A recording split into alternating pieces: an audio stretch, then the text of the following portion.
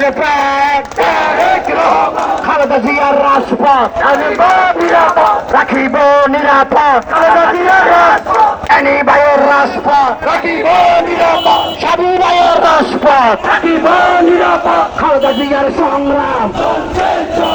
গণতন্ত্রের সংগ্রাম দেশ বাঁচানোর সংগ্রাম